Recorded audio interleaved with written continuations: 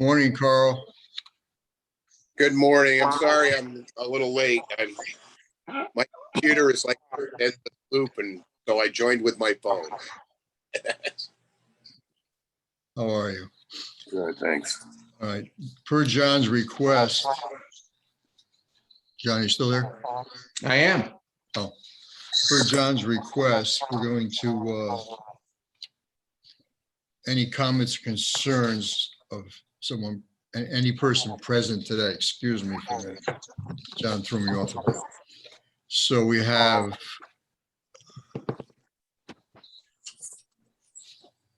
Richard Himmel. I don't see the name, the participants. John, who is your lobbyist? I think they're calling me right now. Hold on. Hello? He says they can.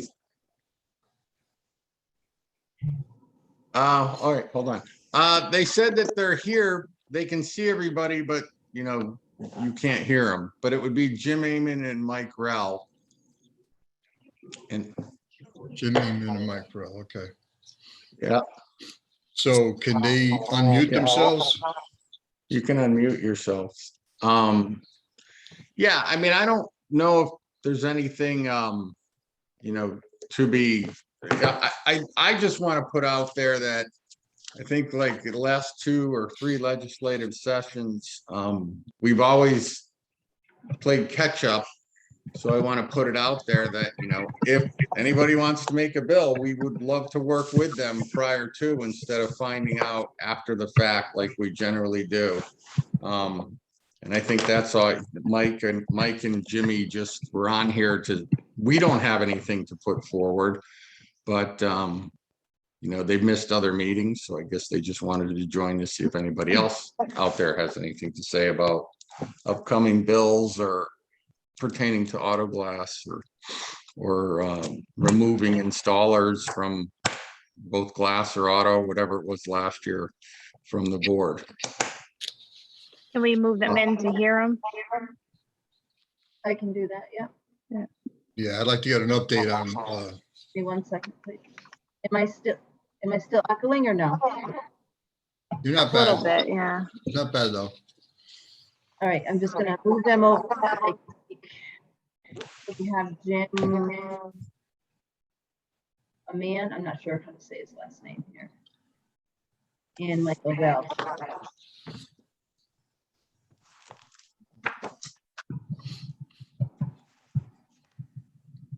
Mr. Rell, Yep, now I can hear you, and or I can hear you. Now you guys can hear me. yes, we can. I Okay. can. Yep. Nice to meet you, Ed. I heard you guys all earlier, so thank you, John, for the introduction. I think my partner Jim Amon is on as well. So we're just here kind of to listen. You know, as John had mentioned, there were a couple proposals that were out there this legislative session dealing with both you know, automotive glass and flat glass. We were keeping an eye on for John, but this is kind of something, as lobbyists, we want to kind of be in the know on some of these things preemptively, and if we need to support or oppose the bill on either John's behalf or you know, what he's working with as a team, we'll do so. So thank you for allowing us to be on this today. Well, in our last meeting, in our minutes, there was a discussion, there was a proposal to allow out-of-state contractors enter Connecticut and conduct auto and flat glass licensing work for a temporary license in an emergency situation. But in the next paragraph, where the board expressed their concern regarding impact on the businesses and potential removal of auto and flat glass licensing requirements in Connecticut. Have you heard any more thing about that? No, that proposal did not come out this legislative session. I believe the advocates for that, or the proponents of that bill, would like to get a meeting together within the next couple weeks to start having some preliminary discussions before session starts next February. So in that regard, who would they like to get the meeting with? Hopefully the board, or are they just going to do this among themselves? I don't know about the board, but the conversation that I heard was that they would like to start to have the conversation with some of the lobbyists at first, and then we would probably relay some information over to our clients after that. Okay. Jim, are you on here, Jim? Yeah, I Jim Hammond? think I'm finally in. Good morning, everybody. I've been Morning. here since the beginning. I'm sorry I couldn't get in earlier. I think Michael has said it all. I mean, obviously, if you would rather us all meet together at the first meeting, we'll take your direction. But if they're to sit down and talk, we're there to, listen. Obviously, we're, representing John, but certainly we could represent anybody else that would need our services. But we were successful in making sure that bill didn't come out this year. We can appreciate that. We can appreciate John's effort also, because we've been working at this for 20 years, and we've been having a lot of us feedback on why it shouldn't be. And after 20 years, we just can't explain to people why it should be, because they just don't seem to listen. And Right. maybe we're not getting our point across. Maybe with the help of you guys, we could get a little more attention to it from the legislators or people that are really interested in it. So we Right. appreciate the efforts from both of you and from John. Oh, well, thank you. And, we've had success in the past. So anything we can do to be helpful, we're here to do that.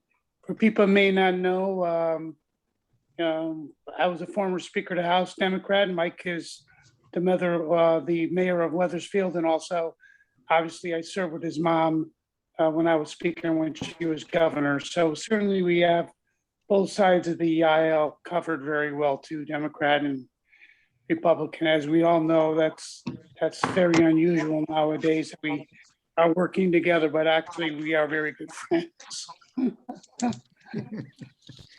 Well, we can appreciate that. Our board is a mixture also. That's great. That's good.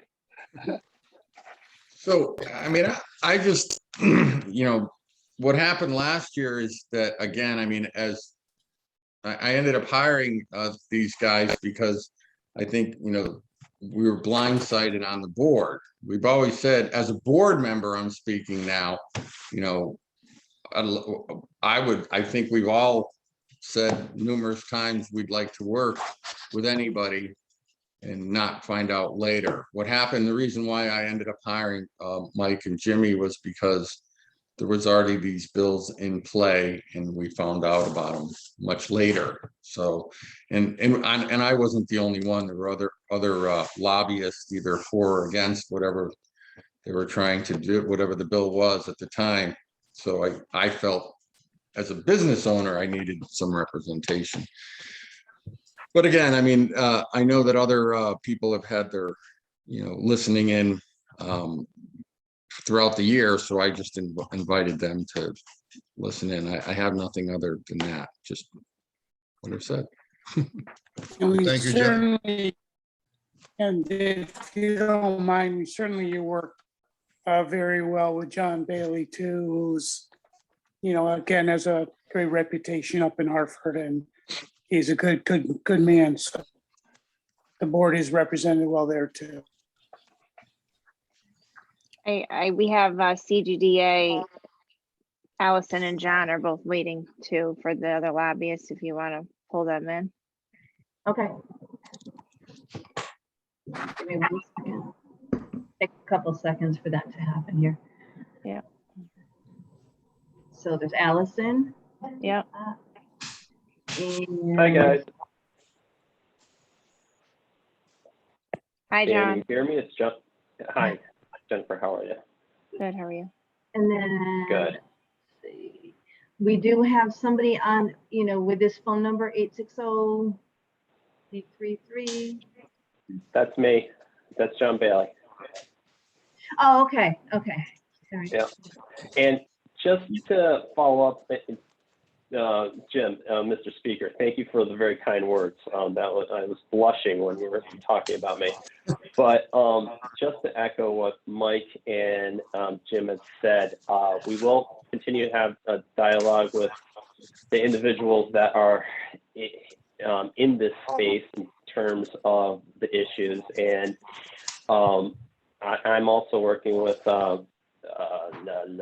Team Glassman, who will be back from maternity leave. She is now a new mother, everyone knows. And so, unlike last year, I think we'll be either successful or be able to stay ahead of the issue because we're having these preliminary conversations well before a session begins. Well, thank you for that, John. We appreciate it. Over the past years, we haven't had as many people on board with us as we had this past year, as all you guys may know or may not know. And we appreciate the effort and the companionship that you're giving us to fight some of these things that, like you said, they come upon us and we're just after the fact. So, and John, thank you. John, our board member. Oh, okay. Yeah. Too many Johns. One in every house. That's right. Oh, there we go. Anyway. Oh, Thank you for breaking the ice, John. oh my God. Any more comments or concerns from our lobbyist, or where is Allison Deckman? She's gone. There she is. Hello, you're on mute, Allison. Thank you. Hi, I'm here. Well, since everybody's here, we'd like to get a comment from you also. This way we can leave anybody out. I'm all set at the moment, thank you. You sure?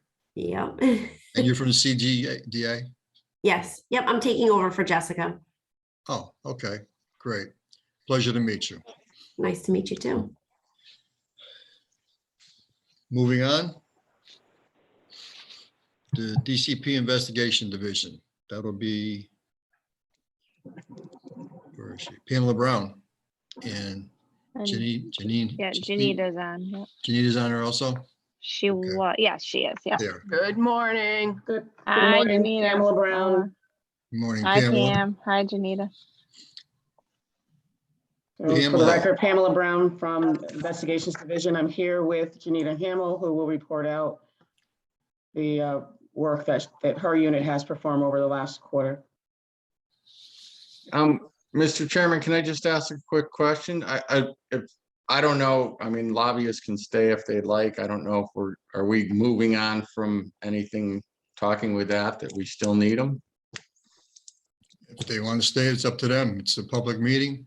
Okay. If they want to leave, if they have other attending business, that's fine with also. Thank you. Well, interested in staying on for a bit. Thank you, Jim. Thank you, Michael. Appreciate it.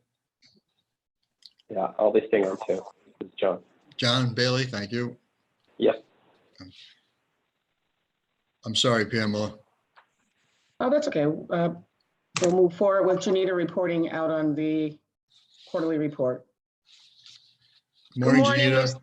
Hi, Mr. Chairman. You all should have a copy of the activity from May 1st, 2021 to June 30th of 2021. In that time, we did not, we only closed the one file where we got, it was an anonymous complaint, as you can see. It was that the company, the FG1, excuse me, this is the glass board, not the heating and cooling board. The FG1 had failed to display their contractor license number. They had an unregistered apprentice, and the department investigated it, and an assurance of voluntary compliance was given to the FG1, and he paid a forfeiture of $1,500.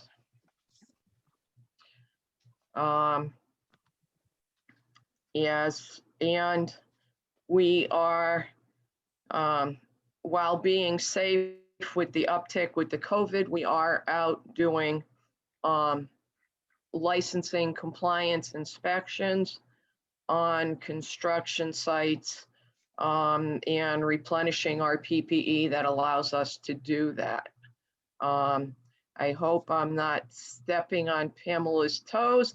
Pamela, you want to let them know what we just conducted and we're dealing with HR?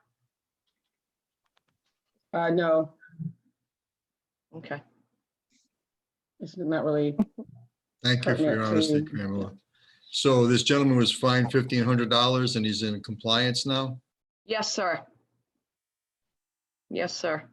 Because we always ask that they prove compliance to us, which would be, is the license number on the vehicles 1 inch high and legible? Is it on their stationery? Is it on their business cards? Have they gotten the person registered? And we always ask for the licenses and apprenticeship cards, not just of a single person if we know their name, if we're so fortunate to know their name. We will ask for all the licenses and all the apprenticeship cards and the contractor of record licenses to be supplied to us when they respond. It's not just to this particular circumstance. We want to know, who do you have in your company? How many people? You know, so we will always ask to get all their information. Thank you, Janita. You're Thank you. welcome. Thank you for that thorough report. One quick thing, Mr. Chairman, if I might say, and I might have mentioned, I don't know if I've mentioned this to your board in the past, but I'm just trying to remind all the boards to be able to help me and my staff. If somebody sends in an anonymous complaint, which we created for the boards because they wanted that, and it is the online anonymous complaint. If you would kind of put the word out to your members and your associations and stuff like that, please give us a job site location. Please just don't send something that says, you know, and I'll use this guy, Matt Bryant, working in Connecticut with unregistered apprentices. Okay, where in Connecticut?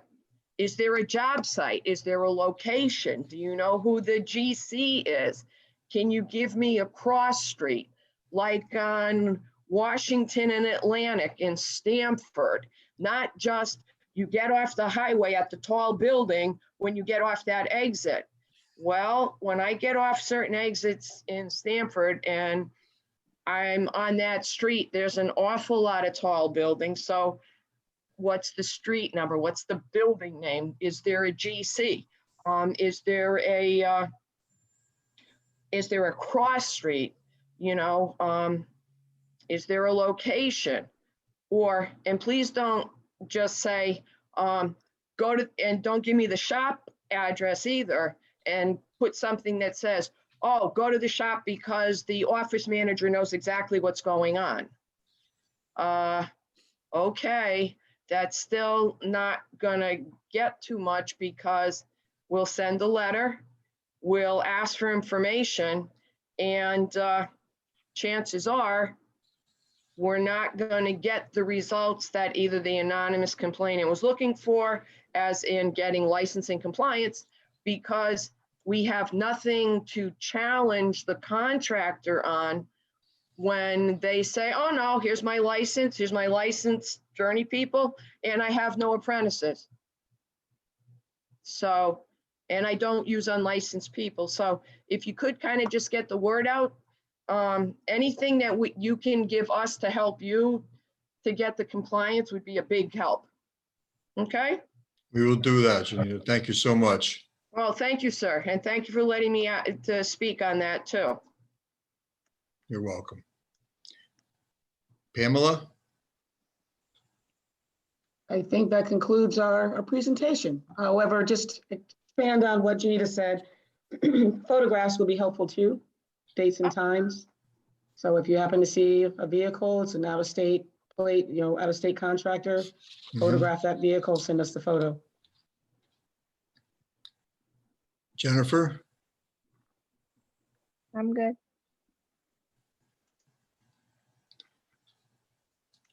case number 2020-141. That was the one from last meeting where we wanted to have more information as to why it said closed, see legal. Right. And we got a letter from Cynthia Cynthia Fernandez, pulled the letter that was sent of referencing the case and why it was closed. So I don't know if everybody had a chance to read that. Specifically number 4, 5, 6, and 7 for reasons.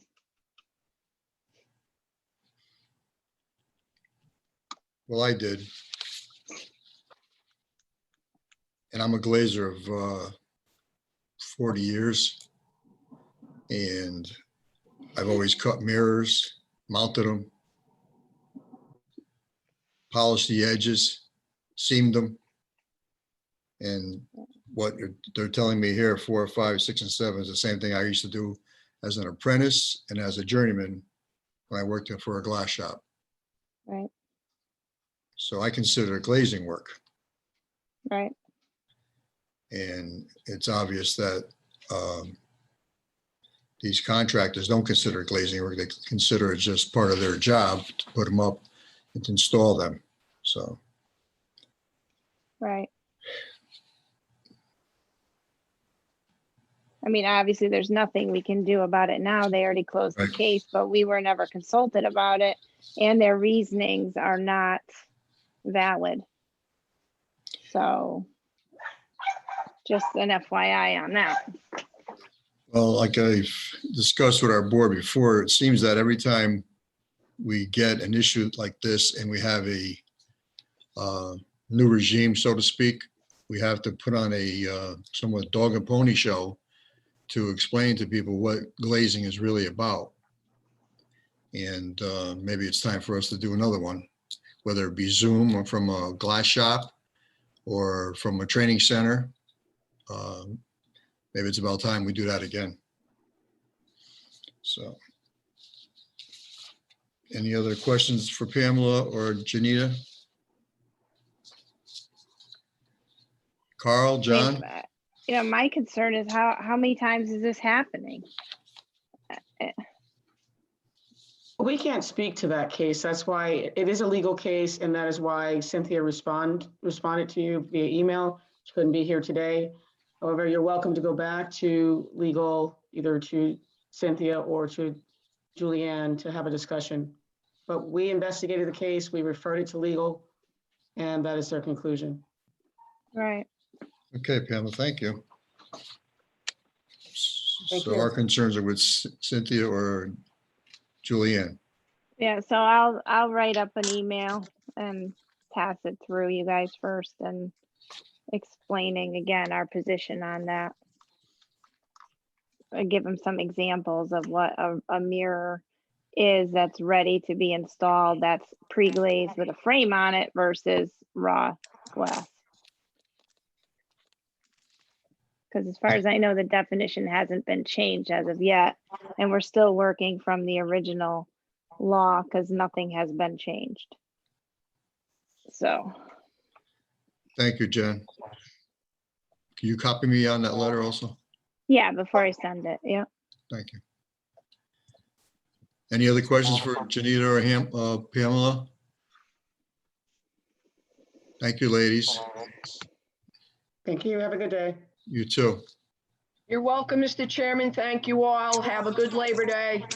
Thank Bye, you. Janita. I see Maureen Magnan. Yes. It's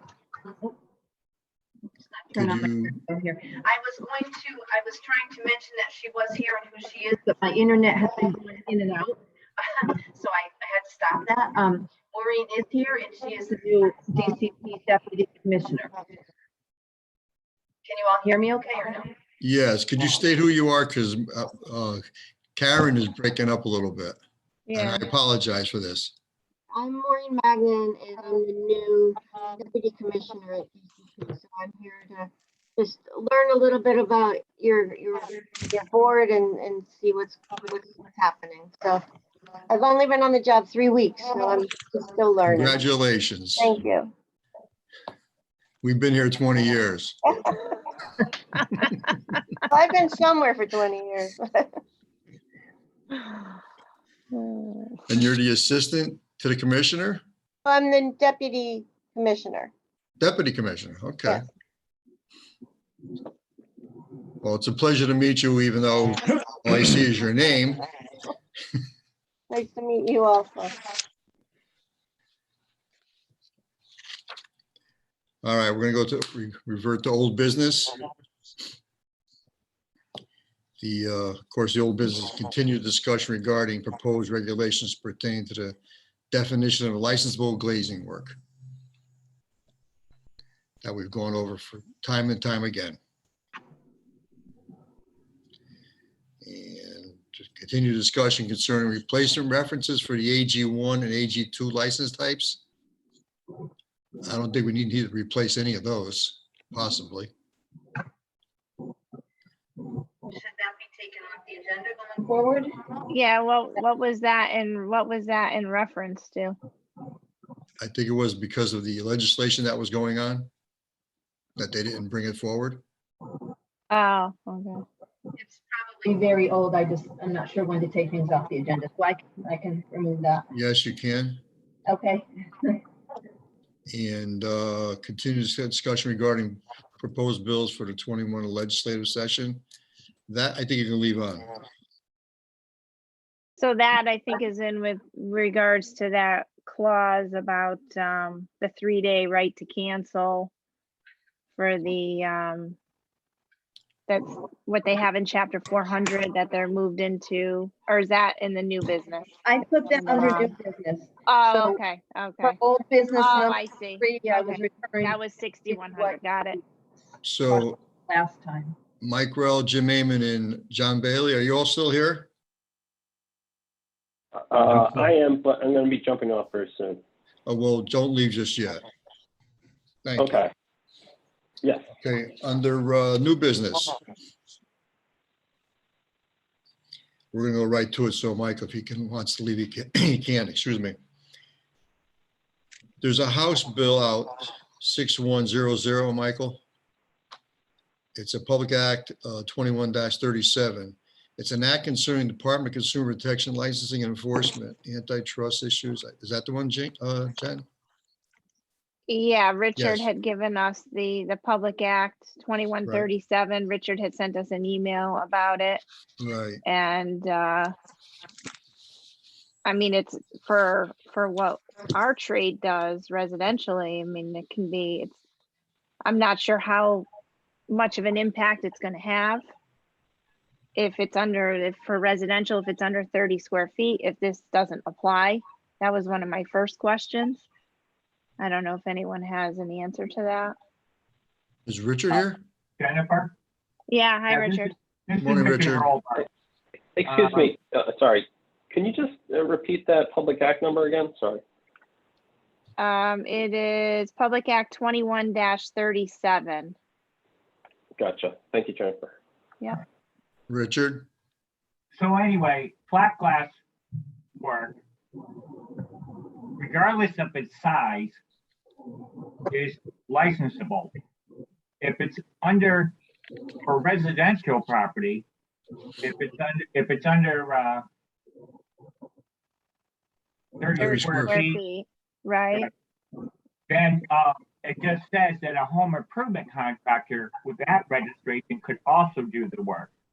So you either show up as a resident with a flat glass contractor license or with a home improvement registration, contractor's registration, if it's 30 square feet or less.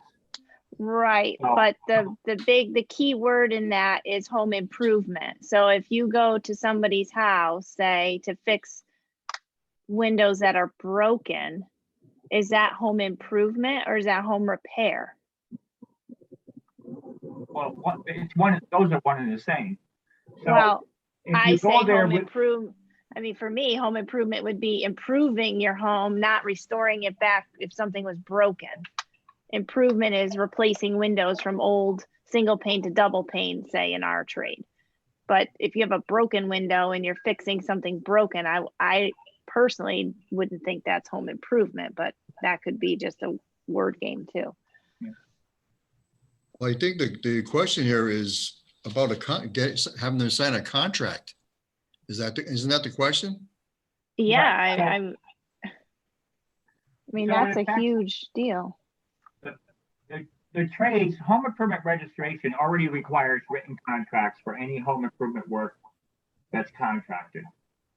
Now, this bill, or this Public Act 21-37, requires that all occupations within Chapter 393, which is the black this board, and the electricians and the plumbers and the heat and cooling people, that before they commence any work, they must require a written contract and the right to cancel time frame. So any work that needs to be done, that's any type of emergency or immediately needs to be corrected, can't be done for 3 days because the homeowner has a 3-day right to cancel time frame to cancel the contract. So the attachment to one of your agenda items is an email attachment that I provided to all of you. And California had the same issue, and they changed their law so that it says when you're making emergency or immediately necessary repairs that are necessary for the immediate protection of persons or real or personal property, that there's an exemption to waiting the 3 days and write in the written contract. As you know, in many cases, when work has to be done right away at a home, sometimes you have an absentee homeowner.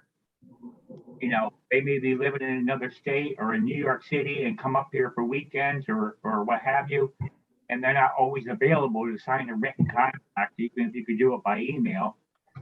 And then the other thing that's upsetting to some of the other licensing boards is that whoever does this work, the names of the individuals who are going to be performing the work and their license numbers have to be on the written contract. Well, it's fine if people can wait 3 days or more to have the work done, but if the work needs to be immediately corrected, you know, the front window's totally blown out and needs to be replaced, or there's no heat, or the electrical problem, or there's a plumbing problem, they might not know until the next morning which one of their licensees they can send right over to the home. So, you know, that's another issue that this law requires, that the license number of any licensees performing the work must be provided in the written contract. So. And is that beforehand or after the fact? Can it be done? No, it says, well, all depends if you want to get paid or not. It just says no contract to perform work on a private residence by a licensed contractor under 393 is valid or enforceable against the owner unless it's in writing, and it contains the entire agreement, date of the transaction, name and address of the contractor, name and address of the license numbers of any licensees performing the work, etc. So that's the problem. If people want to get out of paying a bill, or it comes out a little bit high, they can just say, well, it looks like to me you should have done everything in writing, and I had 3 days right to cancel, but yet they wanted it done right away because they had no heat, or they had a winter storm and glazier needs to get right out there to replace the front window, or what have you. So, so legal division and consumer protection is working on some language to try to amend this current public act or this current law this coming session. This is crazy. It's so backwards. I'm sorry. I just, I mean, all of the trades basically we're firemen. We're firemen. We put out fires. We're Yeah. emergency situations almost all the time.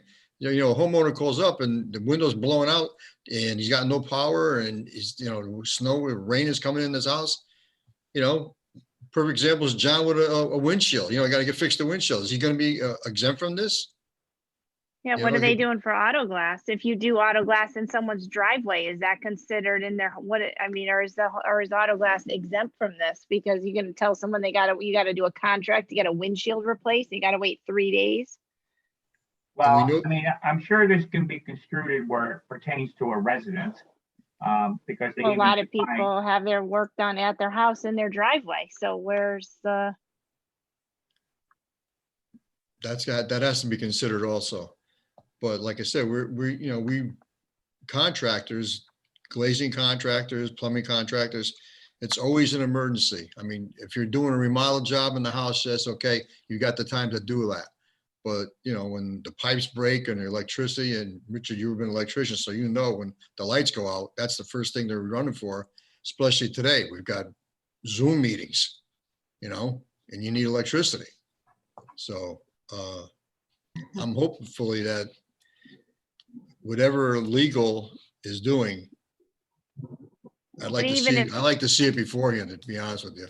But even if legal, even if you put even if you put something through January, we still have to follow these rules until they can redo or add an amendment to then not have to do it. Correct.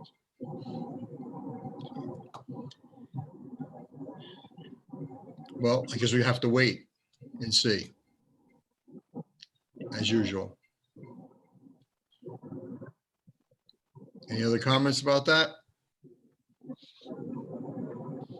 Not on the record.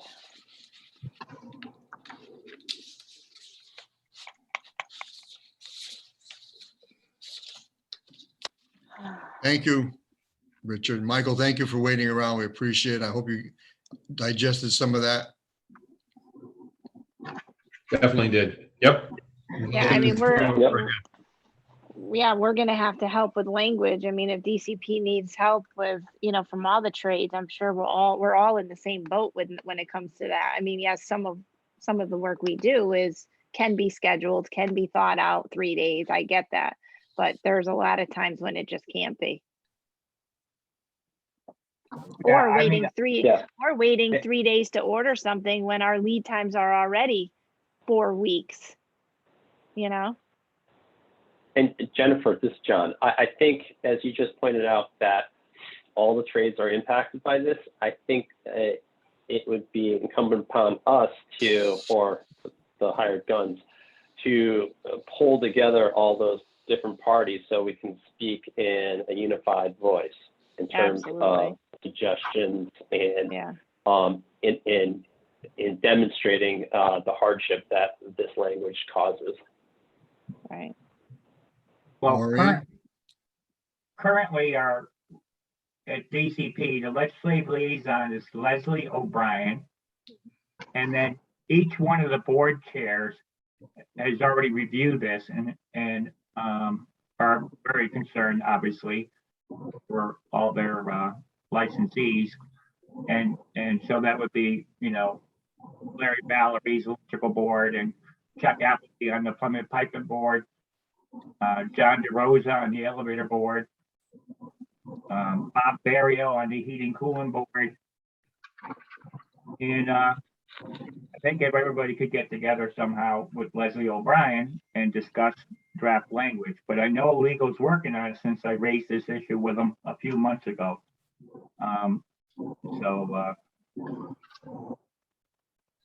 Maybe the chairperson of this board, Jennifer and Ed, both of you can get a hold of, the other board chairs and see if we can have a meeting. We'll definitely do that, Richard. And the elevator board was a little concerned because we have a lot of residential homes that have need accessibility access. You know, they have wheelchair lifts, they have the stair glides, they have residential elevators for people that have handicaps or what have you. And, you know, their indication was obviously if someone's stuck in a residential elevator or stuck on a stair glide or wheelchair lift, that they probably would go out and address the issue, but, you know, this stands in the way of maybe getting the final payment or what have you. So, and again, they don't know if it's an emergency call, who's the licensee. The next morning, the licensee you thought you were sending out doesn't show up for work. You got to send somebody else out there. How do you make the change if it's got to be in writing again? You know, things like this. So Yeah, they're Anyway. they're assuming that you're on a project for months and it's all this planning, but they're not looking at the 90% of it, the smaller things where you're in and out and The reality of it. the reality of it. Yeah. And I as mean- the economy changes, you know, the contractors go from doing 80% service work to 20% new installs, and then you're going to 80% new installs, and only about 20% of your work is service work. So, you know, Absolutely. Yep. so Absolutely. it fluctuates a lot. Mm-hmm. Definitely. Thank you for the update on that, Richard. Yes, I will be getting in touch with the other chairman, see what's going on. You're welcome. Thank you. Application review, Ed, that we didn't have any we had one application, but Ed and I decided not to hear it because the person had been in the business for 20 something years and from another glass company out of state who puts people through. So we just had them sit for the test and didn't read the application. There really wasn't much to go over, so. Anything else on the new business? We got Frank's resignation, Oh, really? page 3.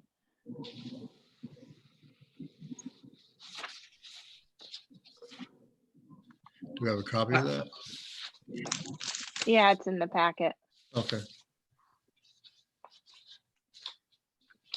Do we have to do something with that, or is it just for an I FYI? don't know. Richard, have you spoke? Richard, are you still here?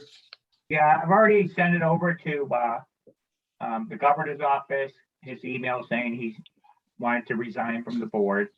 And so it's been sent over there, whether he sent them something separately or what have you, I don't know, but they were copied on it. Okay. And he was a industry member on this board, so, you know, maybe the association wants to look around to see who else would like to take the licensed contractor position. Was he on as an FG or AG? It should be in your minutes which one he was. I mean, okay. He was on as a flat glass. So it's gotta be, you gotta get a holder that has an FG1 license. That's interested in serving on the board, and they need to write to the governor's office and indicate their interest in being on the board. And we also need an auto one, right? Or do we have we have enough? We need one more auto, right? I have to check what your I count believe- is. You should show vacancies on your meeting minutes. Well, it says It two shows public two members, members, yeah. but I think we're supposed to have 9. We should get a public member. I can clarify on the agenda, and I'm just noticing this on the agenda that I sent. It says 2 public members because we do have 2 public member vacancies. And what should have been added to that is Frank Patrone's, the vacancy that is left from Frank Patrone leaving. But I thought we needed 9 total. So,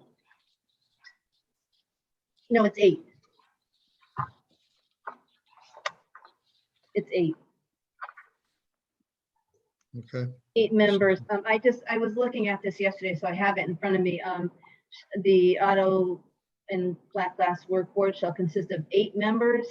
And I have the list broken down here, so I went through that, and that's when I realized Frank Petrone, the vacancy that is now.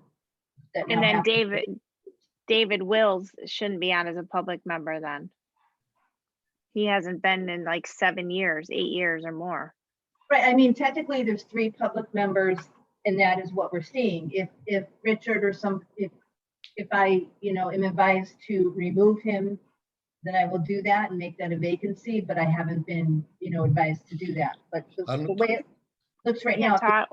Yeah, when we took off the other name, we were supposed to take both off because neither one has been around in years since we were at the other building in person even before. It's been at least. I thought something was 10 brought years. up that we needed something written by them to take them off. Yeah, one of them wrote and the other one I think hasn't yet. Right. Okay, well, let's try and get our house in order. And we have to reach out for a industry FG1 license for now, for Frank's replacement. I thought he was on as an AG one. No, you're right. He's an auto, it's auto glass. Yeah, It is an auto glass. yeah, because Okay, he had both licenses like I do, so okay, he was actually on as an AG. So maybe John knows an AG one that wants to get on. Yeah, I will ask a few people. Next, we thank have you, John. me, Carl, and Ed for flat. So need another auto guy. And we'll shoot for a public member also, I would think. Yeah, two. We definitely at need least. someone from the public. I mean, Yeah. we know would the be nice. trade, but we need to break someone in that is going to learn the trade with us. You know what we're talking about. Yeah. Because we represent the public with Department of Consumer Protection. Yeah. Correct? Maybe it'll be easier now that we're on Zoom and you don't have to go into a meeting. Yeah, it could be.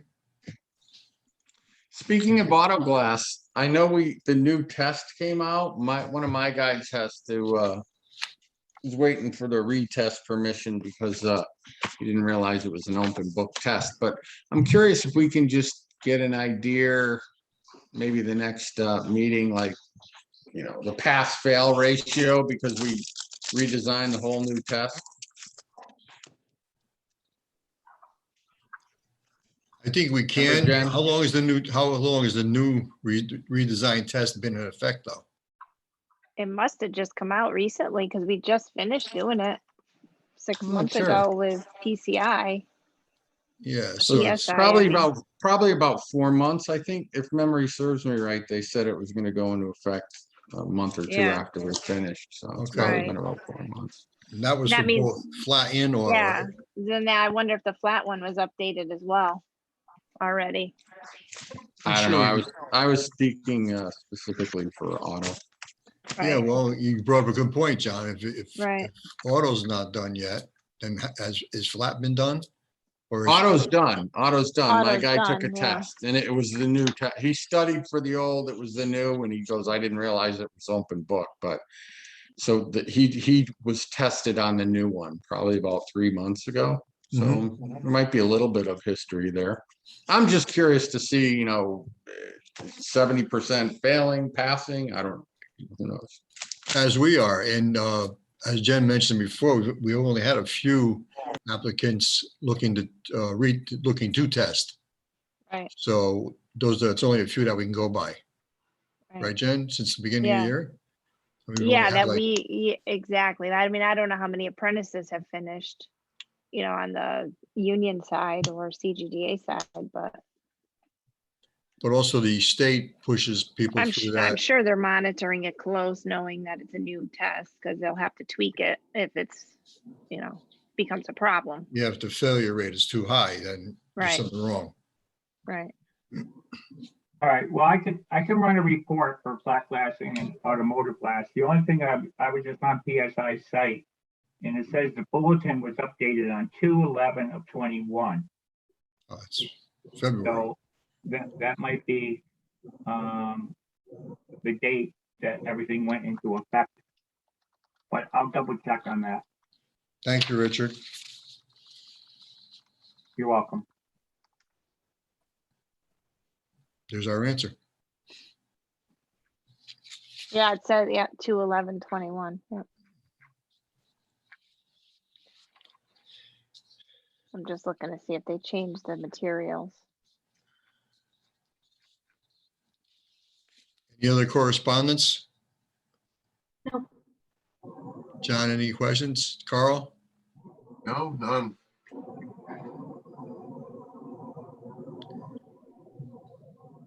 Yeah, they did update the complete guide to auto glass installation from Bob. From Amazon, Barnes and Noble, and other providers. So they did update the auto glass book.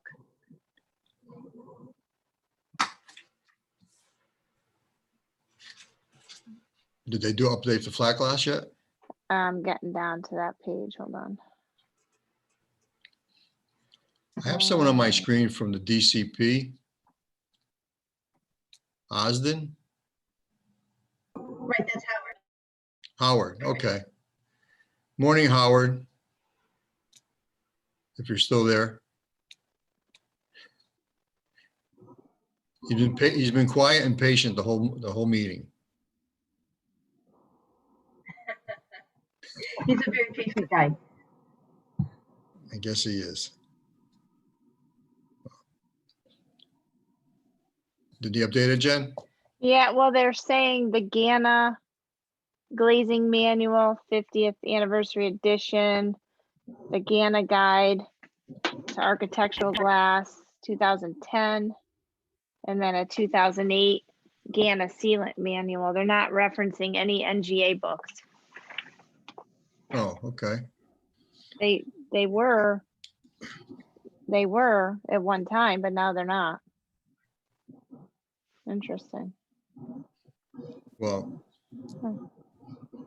Richard's still on. I'm sure he'll look into it for us. Yeah, I'll find out right away. Yeah, Thank 'cause there were the NGA books in there, and I don't see any of that there. I just see the 3 codes.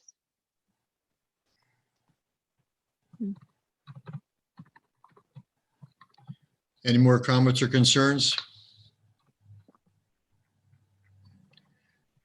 Can I get a motion to adjourn? I'll make a motion to adjourn. Can I get a second? Carl, all in I'll favor? Aye. Thank you. Thank you all for your participation today. It was a very good meeting and very happy we had it. Our next one will be November 18.